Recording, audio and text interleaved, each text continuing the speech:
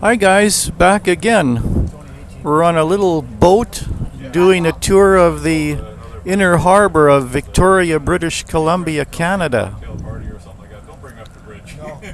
It's supposed to be a 1-hour tour that leads us out of the harbor and into the Victoria Gorge. Do some reclaimable like we do in Australia. We turn those into walkways instead of tearing them down. Well, it's still got to come down. If it doesn't operate anymore. We had ones where ours. There's some of the little taxi boats that go around various stops in the harbor. We're on a larger boat Walkway, bikeway. that our captain This is our home base right here where we keep all the boats. says is electric powered. That's pretty interesting. What's one up here? Is that the That building there. So we'll listen to his commentary. At the other end of it.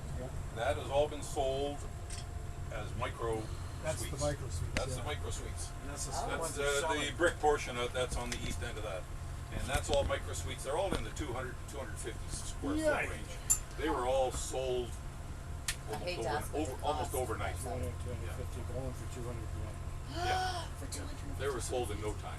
And this is mostly the people that are downtown walkers. They own a bicycle or something like that. You know, there's no parking or cars or anything. I think the 250s were going around 150. Yeah, I can't remember the price, but they went real fast. 400s were going around 200. Like they didn't. I think a guy stood in the parking lot with a wallet. I don't think they needed a sales office or anything. That wouldn't be a whole lot bigger than this boat, would it? 250 square feet?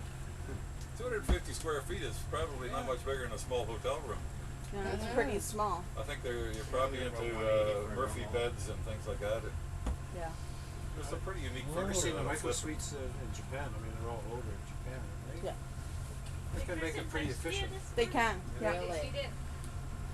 Everything's pull out. Yeah. Yeah, Everything's okay. a pull out. Everything's a pull out. Well, some of the hotels there aren't much bigger than a coffin. No, That's all you need. over there. Yeah. Yeah. There in England. Where's that? This part of the harbor right here is called the Upper Harbor. This was pretty heavily industrialized for many years. They had a big shipyard right in front of us there where that sand and gravel business is right now. And the only shipyard that's left here in Victoria right now is Point Hope Shipyard over there. And it almost met its demise there a few years ago. It was about ready to go into receivership, and then the employees bought the whole thing up.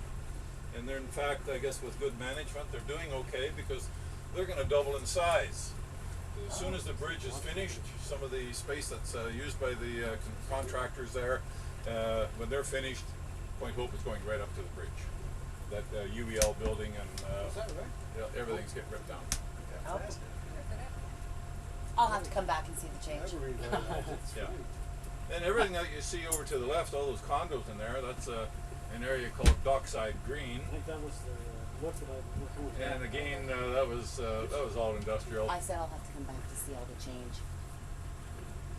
Then they started building this a few years ago, and this is probably one of the world leaders in like an environmental type building. We really call it leadership and efficiency and environment or whatever. Lead standard something. Yeah, but they're at some gold standard anyway. So you get a lot of people looking at this all the time. I mean, every one of this whole development, they have their own sewage treatment and that, and the gray water is used over for, feeding the plants. And they have rooftop gardens, I see lawns, solar heating, and one of the best bakeries in Victoria right there in the corner. Really? Oh yeah. I didn't know that. Yep. I'll try that one out. I don't know what it's called. Organic Got a funny organic. name.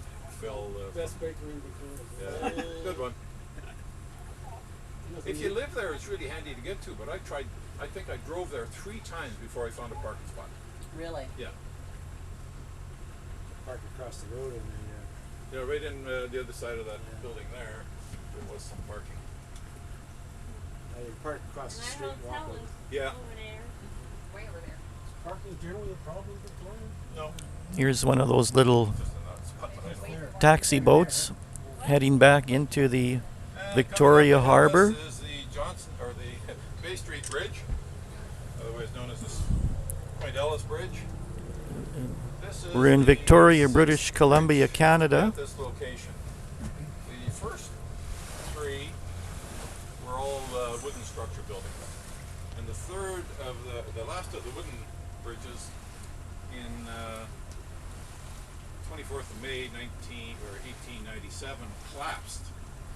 There was that's Queen Victoria's birthday, and at the time a lot of the Victorians from that side were heading over to the army base, Work Point Barracks, where there was a big celebration going on, and there was quite a few overloaded electric trams in Victoria those days. There was a few electric trams on there that were overloaded, and the whole bridge collapsed, and there was a loss of life of 55 people who Wow. drowned right there. Are they gone now? Oh, they're still laying there. That's a long time. Good question though. Warren, they come out every Yeah, Halloween. every Victoria Day. Yeah. Queen Victoria Day. Queen Victoria Day. Still driving? Hmm? Still driving? Pretty active. There's a lot of activities going on here today in Victoria. Yes. It's Sunday, July the 5th, 2015. There's even a pride parade taking place down the main street. Quite a lot of activities to see.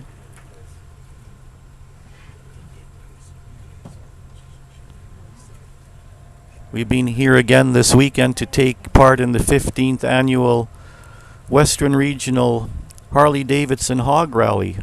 First time attending one of those events. It was a great time. A lot of motorcycle tours around the island, different events, two banquets Friday and Saturday night. And then really trust your friend. Met a lot of fellow motorcyclists from the province of British Columbia, Alberta, Saskatchewan, even California. Over to our right, maybe that clump of trees there, and the stairway going up. There's an old historic property up there called Point Ellis House.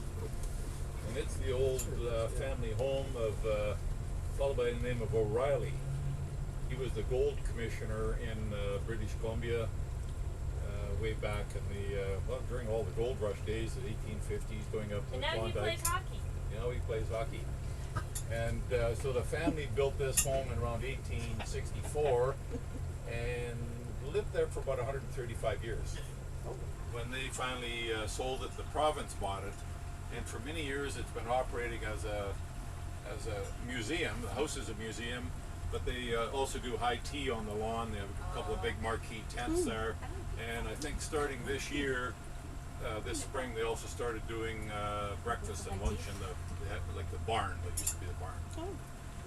How are these guys paddling with life jackets See, on? kayakers in front of us. To be safe in the water. So they don't drown. I didn't want to join the other 55.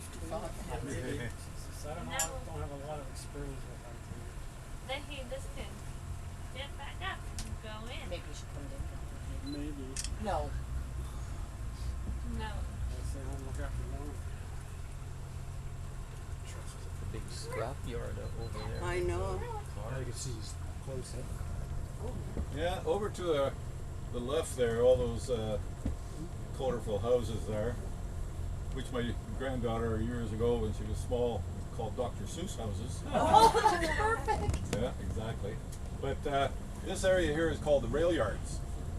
Many years ago, they used to have a railroad running up and down the island here called the Esquimalt and Nanaimo Railroad. And a lot of the trains, boxcars, would be loaded on the barges in Vancouver area and then towed over here. And this is where the old dock right here is where the trains were taken off the barge and put on the E&N tracks.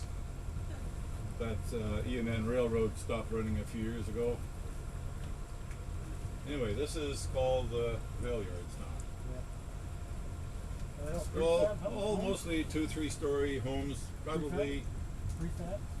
No, No? What does it look like? they're all built on site there. You can see them building Four, behind, yeah. next stage.